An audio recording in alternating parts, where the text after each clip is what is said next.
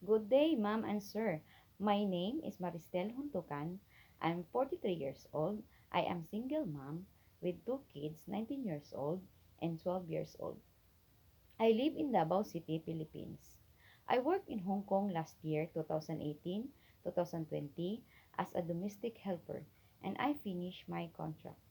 My work experience before are cooking, marketing, ironing, washing, cleaning, and taking care of two kids.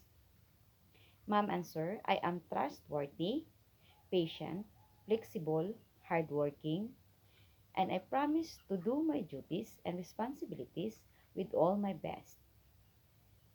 I want to work in Hong Kong because Hong Kong is near in the Philippines and the salary is sufficient for my family needs.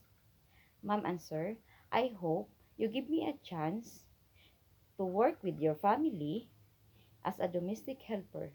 Thank you.